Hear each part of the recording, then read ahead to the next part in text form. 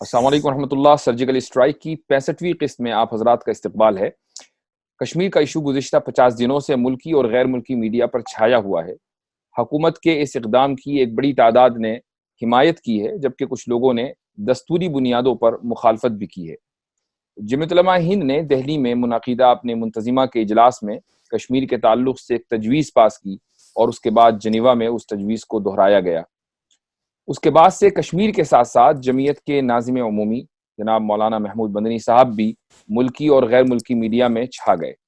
ان کے مختلف بیانوں کو نشانہ بنایا گیا اور کچھ سنجیدہ قسم کے لوگوں نے ان سے اپنا اختلاف بھی درج کرایا۔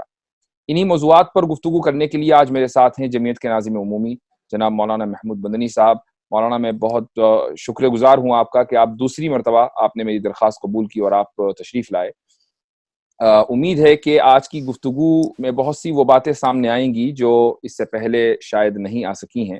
آپ کے کچھ بیانات میں نے جو اس سے پہلے آپ نے تجویز پاس کرنے کے بعد دیے ہیں وہ میں نے سنے ہیں۔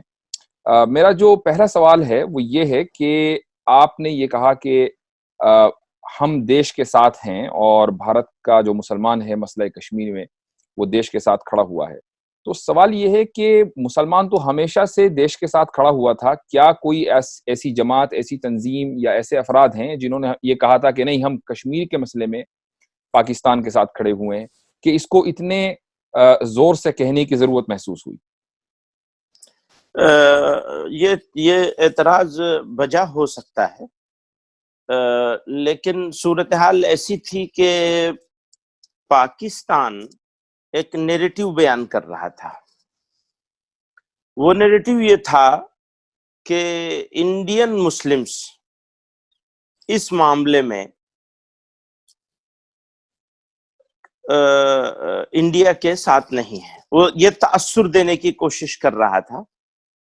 کل کی بھی اگر آپ ان کی تقریر سنیں گے خان صاحب کی یونائٹڈ نیشنز میں جو کری ہے انہوں نے، اس سے بھی انہوں نے یہ تاثر دینے کی کوشش کی ہے۔ صرف یہی نہیں بلکہ کچھ جملے ان کے ایسے ہیں جن سے واضح پیغام دیا ہے کہ انڈین مسلمز تنگی محسوس کر رہے ہیں اب، اور وہ ہتھیار اٹھا سکتے ہیں۔ یہ کل کا ہے ان کا یونائٹڈ نیشن کا۔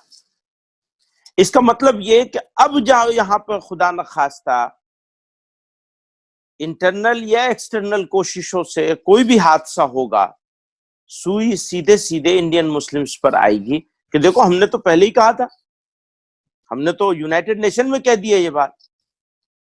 تو اب آپ یہ سمجھیے کہ یہ دو دھاری تلوار ہے خان صاحب کے ہاتھ میں۔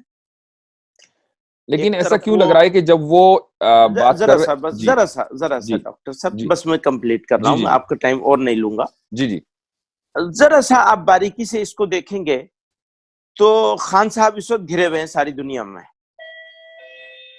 اس بات کو لے کر کے کہ انہوں نے ان کے ہاں دہشت گردی کو پالا پوسا ہے، جوان کیا ہے، اور اس کو ٹول کے طور پر یوز کیا ہے الگ الگ جگہوں پر، الگ الگ موقع پر۔ اس بات کو لے کر وہ گھرے ہوئے ہیں اور کرنا انہیں آگے پھر بھی ہے یہی کام۔ تو وہ انڈین مسلمز کو ابھی سے کٹ گھڑے میں کھڑا کر رہا ہے۔ اس ایک باریک چیز کو آپ ذرا محسوس کریں گے، شاید کہ میں وہاں تک پہنچ پا رہا ہوں۔ میں آپ کو اگلے سوال کے لیے آپ فرمائیں گا۔ میں یہی سوال آپ سے پوچھنا چاہ رہا تھا کہ عمران خان کے جتنے بھی بیانات ہم نے سنے ہیں وہ کشمیر کے تناظر میں تو ہیں، اور کشمیر کے تناظر میں پاکستانی وزراء اعظم اور صدور کے ہمیشہ سے بیانات آتے رہے ہیں، لیکن عمران خان کے بیان میں جو چیز نئی ہے وہ یہ کہ انہوں نے پہلی مرتبہ یونائٹڈ نیشن کے چاہے فورم پر یا یورپین یونین کے فورم پر یا اس طرح کے جو انٹرنیشنل فورمز ہیں وہاں پر RSS کو انہوں نے نشانہ بنایا ہے۔ تو سوال یہ کہ یہ ہماری ذمہ داری کب سے ہو گئی کہ جب وہ RSS کو نشانہ بنائے تو ہم یہ سمجھنے لگیں کہ اس سے مسلمانوں کی لیڈرشپ وہ کلیم کرنا چاہ رہے ہیں، جس کے لیے ہماری اب ذمہ داری ہے کہ اب ہم اس کو کاؤنٹر اٹیک کریں؟ نہیں، RSS کو تو وہ جتنا چاہے نشانہ بنائیں، پرابلم وہاں آتی ہے جہاں وہ یہ کہتے ہیں کہ ہندوستان کے مسلمانوں کے ساتھ یہ مسلمان یہ محسوس کر رہا ہے اور اب مسلمان یہ کرنے والا ہے اور یہ کر سکتا ہے۔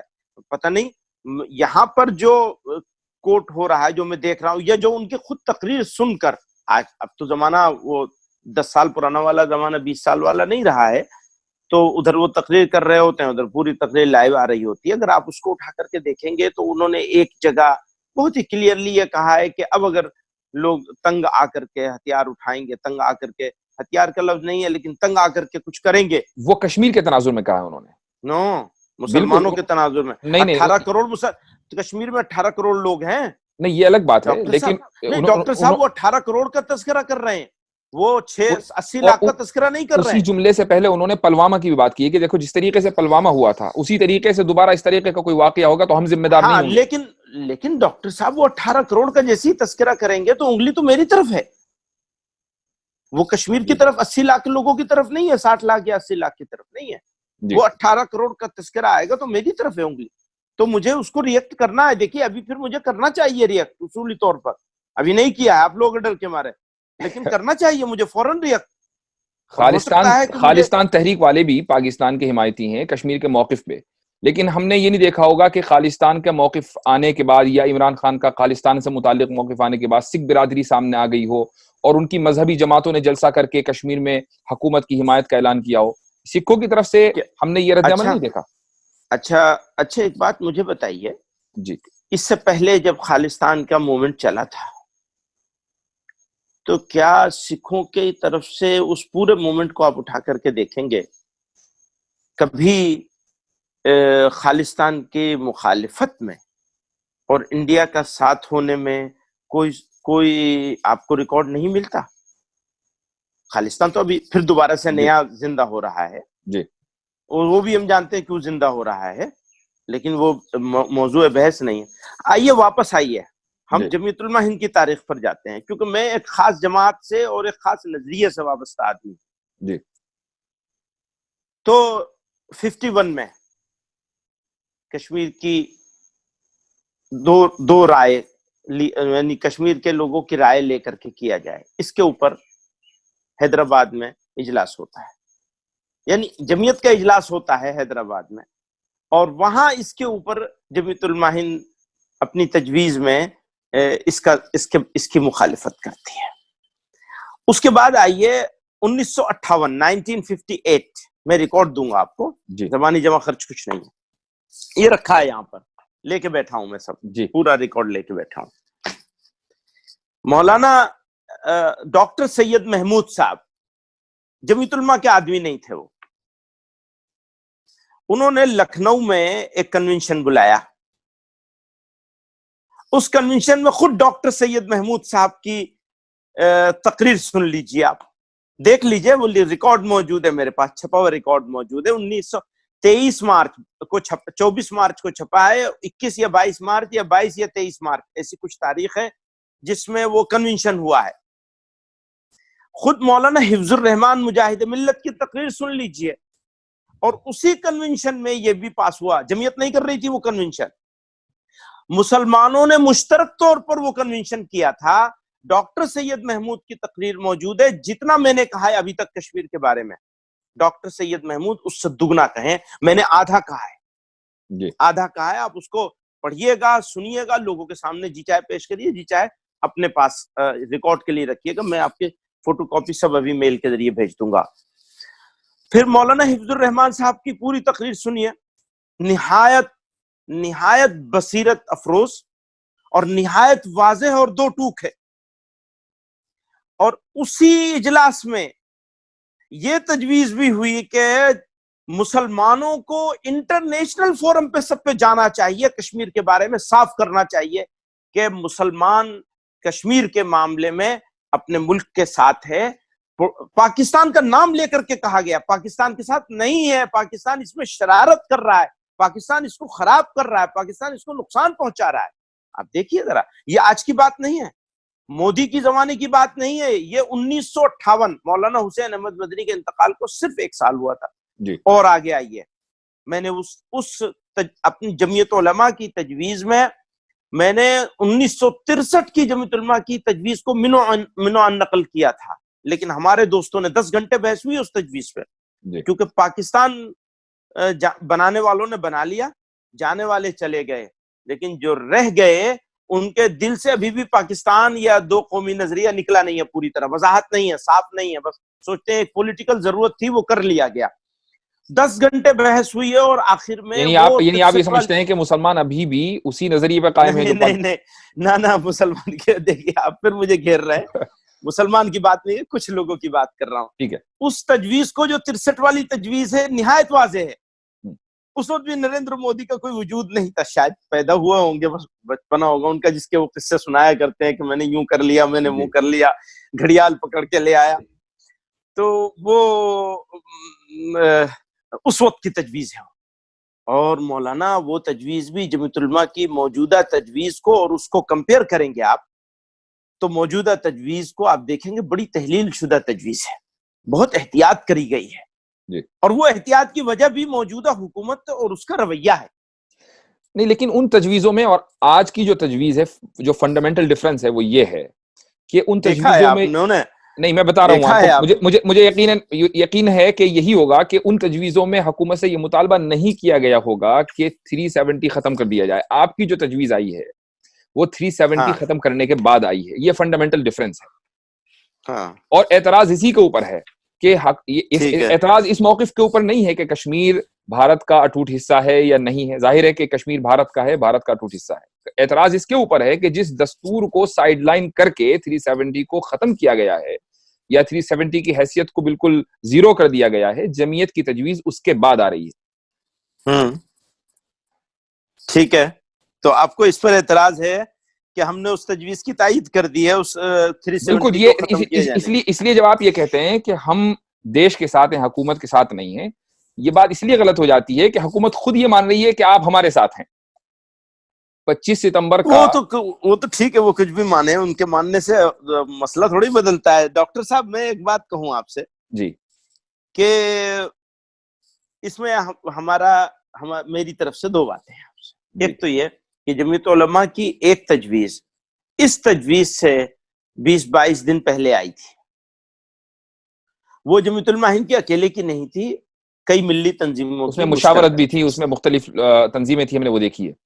مشاورت تو باقاعدہ نہیں تھی, لیکن جماعت اسلامی تھی اور کئی سرکردہ شخصیات تھیں, اور کئی ایسی شخصیات تھیں جو جمعیت علماء سے بہت سی چیزوں میں اتفاق نہیں رکھتے ہیں. ہم بھی ان سے بہت سی چیزوں میں اتفاق نہیں رکھتے ہیں, لیکن ایک ہفتے 10 دن کی جد و جہد سے ایک تجویز بنی تھی.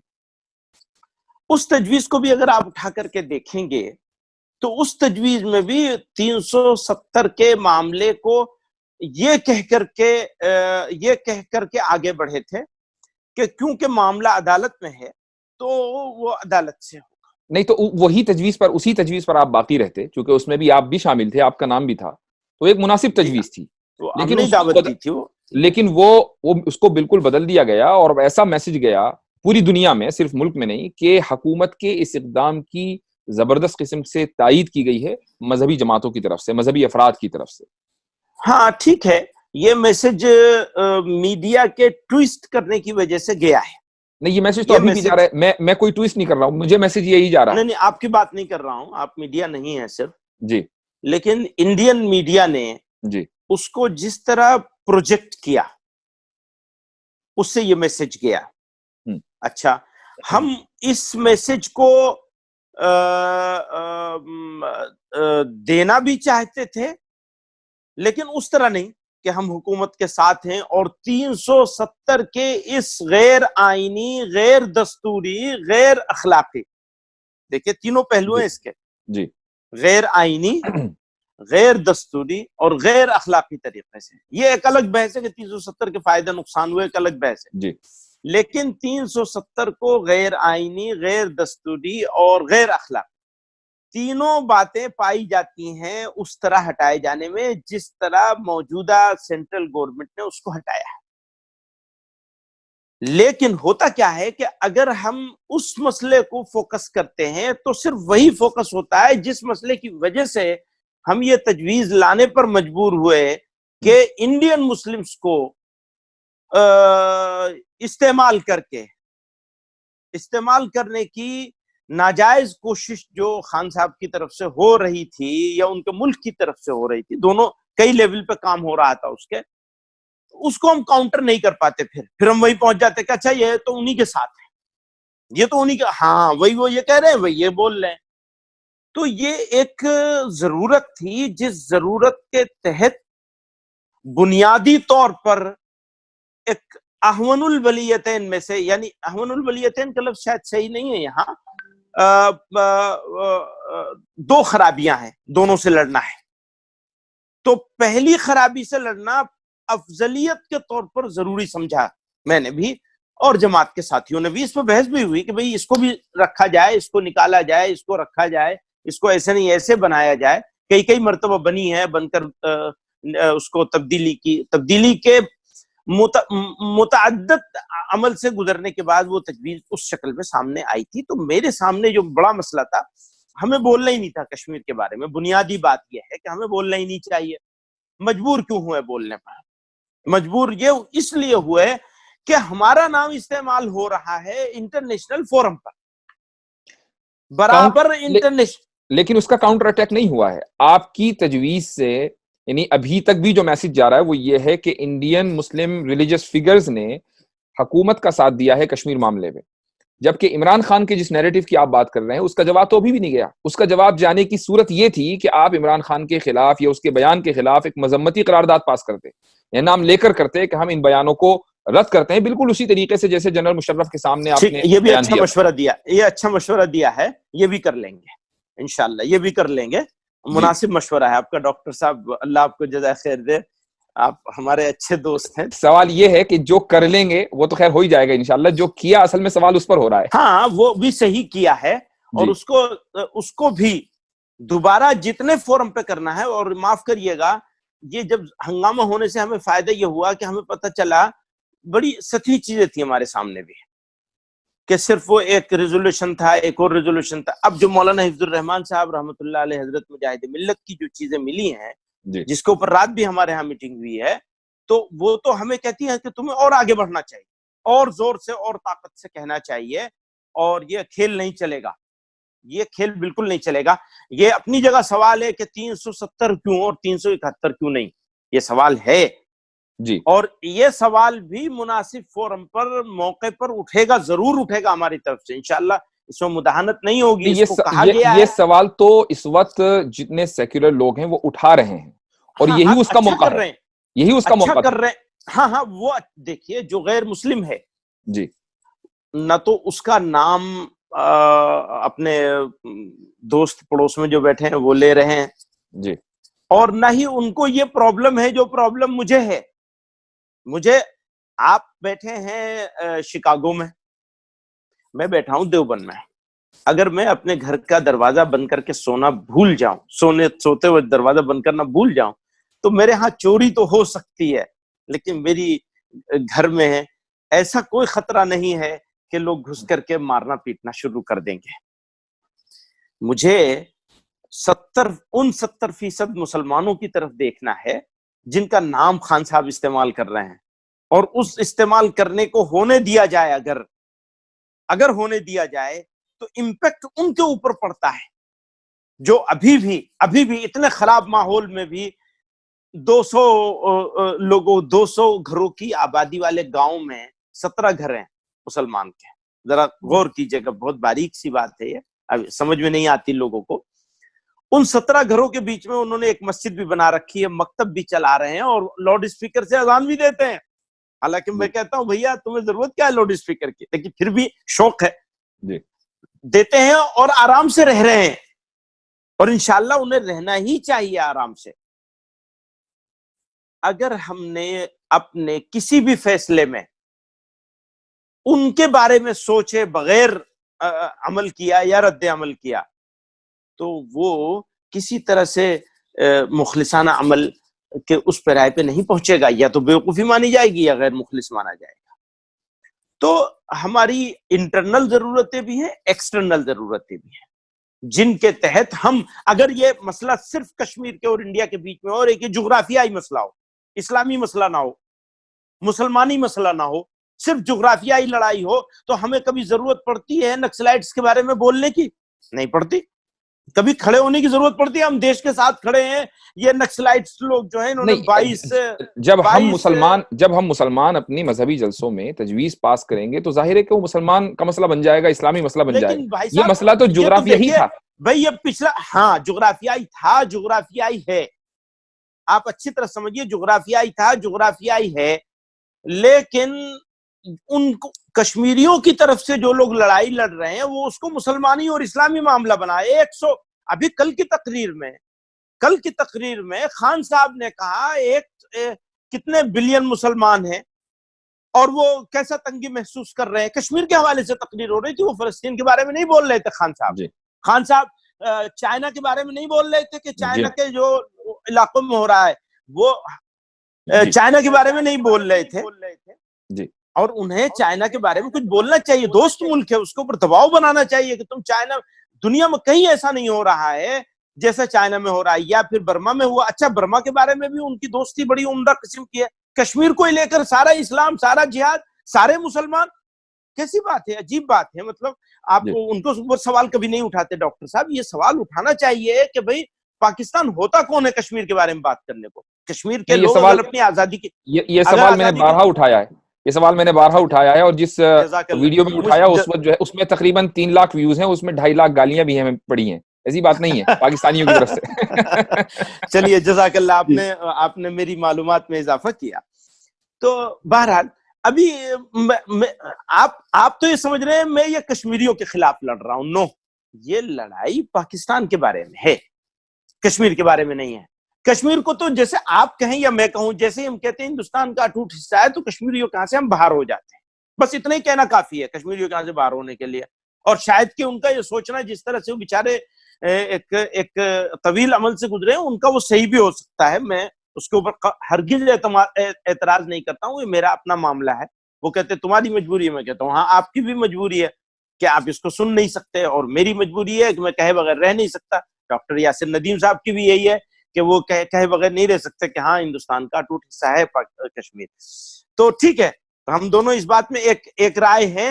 اور لیکن پاکستان سے ہم یہ کہنا چاہتے ہیں کہ بھئی آپ حقوق انسانی کے اور حقوق اسلامی کے اور اسلامی چیزوں کے اور مسلمانوں کے علمبردار کیوں بن رہے ہیں؟ اچھا, اگر کشمیر کو لے کر کشمیر کی حد تک بنتے ہیں تب بھی مجھے کوئی اتنی پریشانی نہیں ہے. لیکن آپ بھارت کے مسلمان 18 کروڑ کی بات کریں گے, پھر ساری دنیا کے مسلمانوں کی بات کریں گے, اور پھر ٹیررزم کا نام لیں گے کہ صاحب یہ ہونے والا ہے, یہ ہوگا, کیونکہ لوگ تنگی محسوس کر رہے ہیں. تو میں معافی چاہتا ہوں خان صاحب سے کہ آپ جیسا آپ نے مشورہ دیا, میں ان کے خلاف بھی مذمتی قرارداد لے کے آؤں گا ضرور. کشمیر میں جو 50 دن سے کرفیو کی صورتحال ہے, اور تازہ ترین رپورٹ کے مطابق جو 13,000 لڑکے غائب ہیں, اس تعلق سے جمعیت کیا کر رہی ہے؟ ہاں, اب بات یہ ہے کہ کچھ کام بولنے کے ہوتے ہیں, کچھ کام کرنے کے ہوتے ہیں. جی. اور جو کام کیے جاتے ہیں ضروری نہیں کہ ان کو ظاہر کیا جائے. یہ ہمارے اوپر ہمیشہ الزام رہا ہے, تہمت نہیں کہوں گا لیکن شکایت رہی ہے ہمارے جمعیت کے دوستوں کی, جمعیت کے محبین کی, کہ وہ آپ جو ہیں وہ اپنے جو جمعیت علماء جو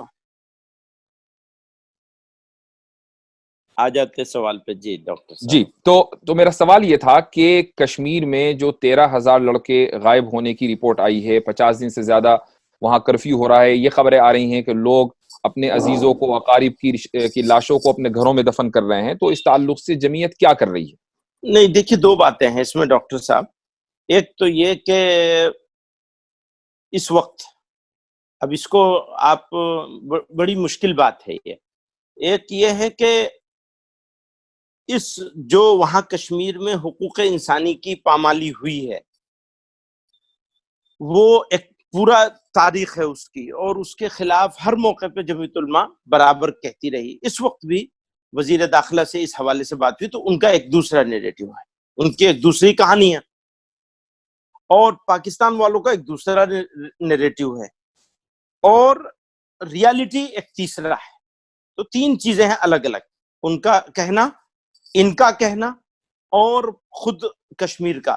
آج کی تاریخ اگر دیکھیں گے, اگر آج کی تاریخ آپ دیکھیں گے تو کرفیو کسی جگہ نہیں ہے. لوگ جا رہے ہیں, ابھی اب نہیں, اب سے 15-20 دن پہلے قاسم رسول الیاس صاحب وغیرہ ان کا ڈیلیگیشن ہو کر کے آیا ہے.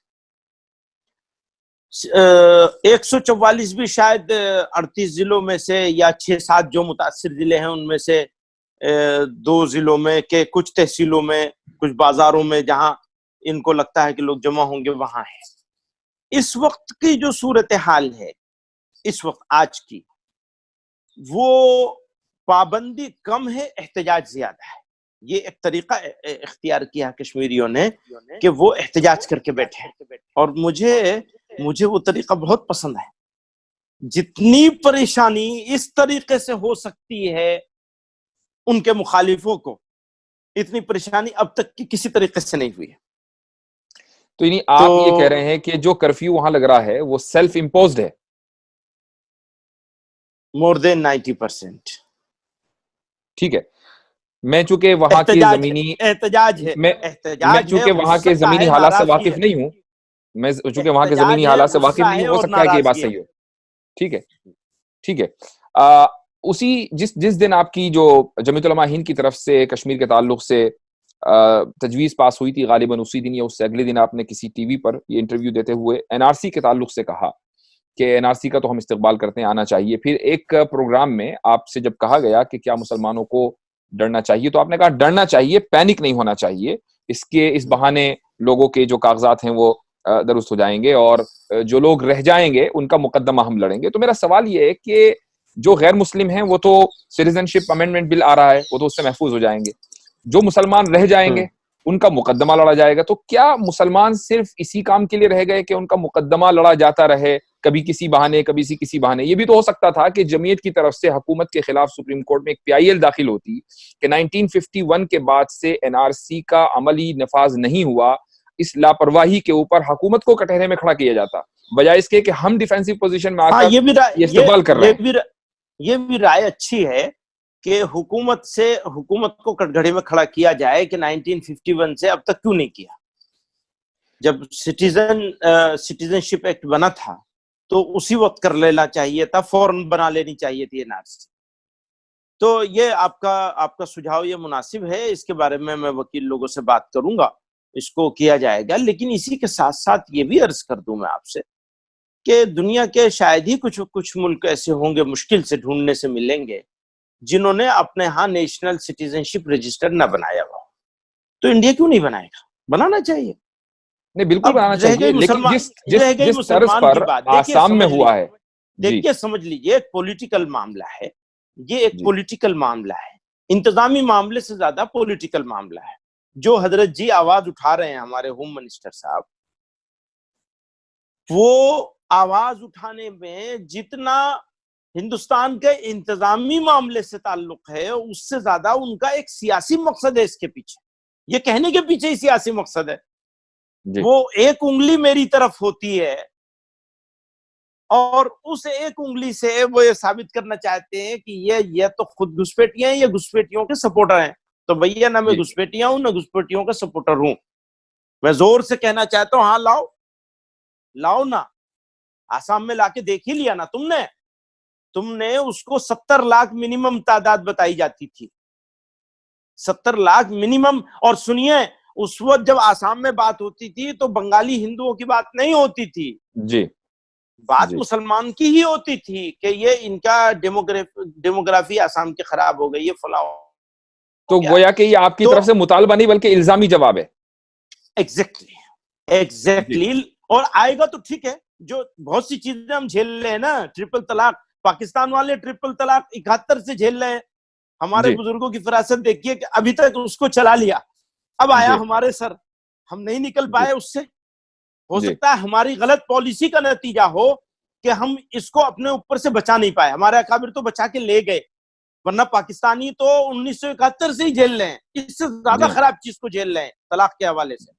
یہ آپ کے ناظرین کو معلوم ہونا چاہیے کہ جو چیز ہمارے اوپر آ جائی ہماری نااہلی کی وجہ سے، وہ پاکستانیوں کے اوپر 1971 سے آئی ہوئی ہے. بالکل صحیح کہہ رہے ہیں. نہیں تھا وہاں پہ، مودی نہیں تھا، ڈاکٹر ندیم صاحب مودی نہیں تھا وہاں پہ. جی ہاں بالکل صحیح. مولانا مجھے یہ محسوس ہوتا ہے کہ نیشنلزم پر جب آپ بولتے ہیں تو تھوڑا سا آپ کا رویہ معذرت خواہانہ ہو جاتا ہے، اور مختلف موقع پر میں نے یہ محسوس کیا ہے. مختلف موقعوں پر میں آپ کے ایک بیان کا حوالہ دوں گا، اور حالانکہ اس بیان کی میں نے کچھ تعویل کرنے کی کوشش بھی کی جب آپ نے 8 اور 10 کا نمبر دیا، اور پھر آپ نے خود ہی نمبر دونوں کو 10 دے دیے تھے، لیکن اسی ضمن میں ایک اور ڈاکٹر صاحب ایک منٹ بیچ میں آپ نے توجہ دلائی، میں شکریہ ادا کروں گا کہ بھئی دونوں کو 10 دینا چاہیے تھا، تو میں نے آپ کی بات مان کر وہ دونوں کو 10 دے دیا. لیکن اس سے زیادہ جو ایک سنجیدہ بلکہ کہنا چاہیے سینسٹیو بات ہے وہ یہ کہ آپ نے ایک موقع پر یہ کہا کہ مجھ سے کسی نے سوال کیا کہ تم اکبر کے دین کو مانتے ہو یا اورنگزیب کے، تو ہم نے کہا کہ ہم دونوں میں سے کسی کے دین کو نہیں مانتے، ہمارے پاس تو دین خواجہ معین الدین اجمیری اور بختیار کاکی رحمہم اللہ وغیرہ کی حوالے سے پہنچا ہے. تو میرا سوال یہ ہے کہ بات ٹھیک ہے کہ اورنگزیب عالمگیر رحمۃ اللہ علیہ کا یعنی کوئی ایسا ہماری سند میں ان کا کوئی نام نہیں آتا، لیکن میں اور آپ جس ادارے سے فارغ ہیں ہماری سند شاہ ولی اللہ تک جاتی ہے، اور شاہ ولی اللہ کے والد اس کمیٹی میں شامل تھے جس کو اورنگزیب عالمگیر رحمۃ اللہ علیہ نے فتاوی ہندیہ یا فتاوی عالمگیری مرتب کرنے کے لیے قائم کیا تھا. تو ہم یہ کیسے کہہ سکتے ہیں کہ اورنگزیب عالمگیر کا کوئی کنٹریبیوشن اسلامی نہیں ہے، اور ہمارے پاس جو اسلام پہنچا ہے وہ صوفیاء کرام ہی سے پہنچا ہے، اور ان سلاطین کا، میں صرف اورنگزیب ہی کی بات کر رہا ہوں، اکبر کی بات نہیں کر رہا ہوں، ان سلاطین میں سے خصوصاً اورنگزیب کا کوئی کنٹریبیوشن نہیں ہے. ہم کیسے اس چیز کو مسترد کر سکتے ہیں؟ دیکھیے، ایک ہے کنٹریبیوشن ہونا، جی کنٹریبیوشن صرف اورنگزیب عالمگیر رحمۃ اللہ علیہ کا تو خیر بہت بڑا ہے، جی اور بھی بہت ساروں کا ہے. بات ہے رول ماڈل کی. رول ماڈل کون ہوگا؟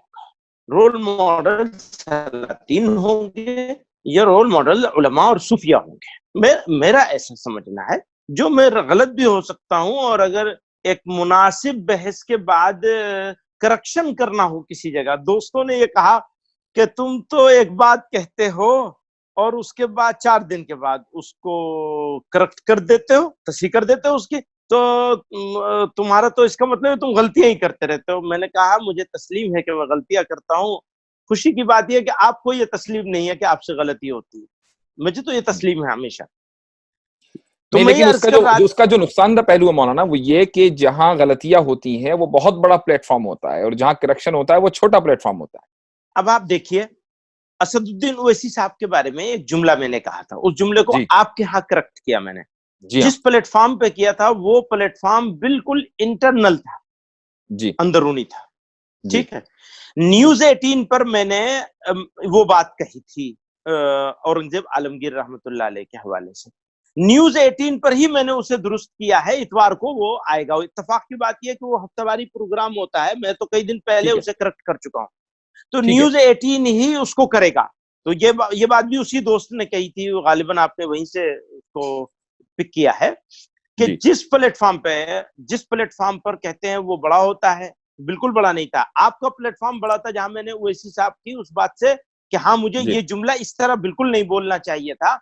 کسی کو روکنے والا میں کون ہوتا ہوں؟ میں مشورہ دے سکتا ہوں کہ بھئی ان کو یہ نہیں کہنا چاہیے، اس سے اختلاف کر سکتا ہوں کہ انہیں یہ نہیں کرنا چاہیے. میرا ان کے ساتھ جیسا گہرا تعلق ہے کم لوگوں کا ہوگا، سیاسی لوگوں میں اور جماعتی لوگوں میں بھی کم ہوں گی جن سے جتنا میرا اویسی صاحب سے تعلق ہے.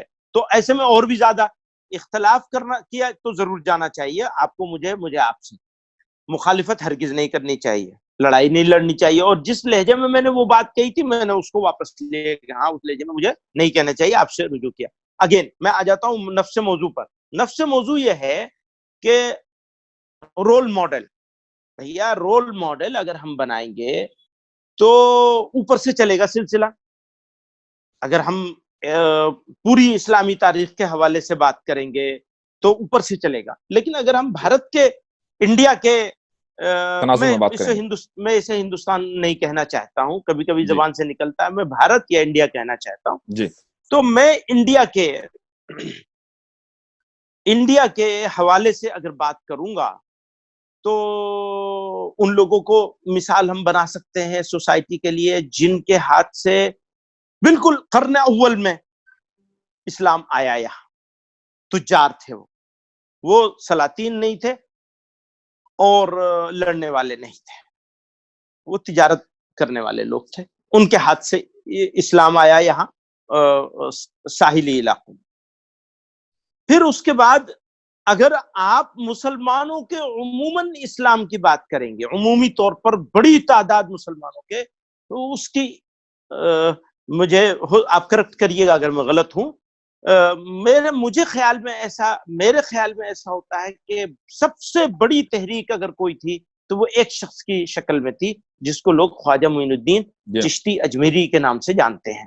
اچھا، اور مزے کی بات یہ ہے کہ وہ دلی کی خلجی سلطنت کو چھوڑ کر پرتھوی راج چوہان کے اجمیر شریف میں جا کے بیٹھے، تکلیفیں بھی اٹھائی وہاں انہوں نے۔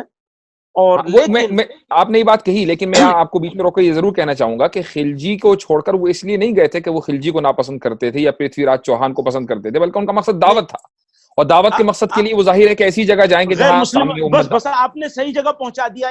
جی یہ اعتراض کر کے یا یہ مجھے رہنمائی کر دیا آپ نے بالکل صحیح جگہ، جہاں میں مشکل سے پہنچتا آپ نے آسانی سے پہنچا دیا۔ مسلم اکثریتی یا مسلم حکومتی علاقے کو چھوڑ کر غیر مسلم اکثریتی اور غیر مسلم حکومتی علاقے میں جا کر انہوں نے کام کیا۔ لوگ یہ کہتے ہیں نا کہ اگر یہ سلاطین نہ ہوتے تو یہ ایمانی کام ہوتا ہی نہیں یہاں۔ ارے وہ تو مسلم سلطان کی جگہ چھوڑ کر غیر مسلم راجا کے علاقے میں جا کر ایمان کا کام کیا انہوں نے، اور ڈنکا بجایا اسلام کا، توحید کا نور پھیلایا۔ تو میرا رول ماڈل اگر بنانے کی بات آئے گی، دیکھیے کیا ہو رہا ہے جب میں یہ بات کرتا ہوں تو آپ کو ایسا لگتا ہے کہ جیسے میں اورنگزیب عالمگیر رحمۃ اللہ علیہ کی تنقید کر رہا ہوں یا تحقیر کر رہا ہوں۔ یہ میسج کسی وجہ سے آپ کو پہنچ رہا ہے، کیوں پہنچ رہا ہے؟ پچھلے بیان کی وجہ سے پہنچ رہا ہے، نمبر 1۔ نمبر 2، جو لوگوں کی سوچ ہے، لکھنے پڑھنے والے لوگوں کی جو سوچ ہے، اس سوچ کے خلاف کشمیر کے بارے میں بول دیا ہے میں نے۔ جی لوگ چاہتے ہیں کہ دو ہاتھ رکھا جائے، ہمیشہ آسین چڑھا کر کے رکھا جائے۔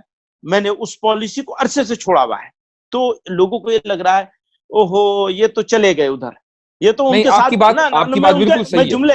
میں جملے نقل کر دوں کہ ارے یہ تو چلے گئے، یہ تو مل گئے، چچا تو صرف ملاقات کر کے آئے ہیں، انہوں نے تو قبول ہی کر لیا ہے۔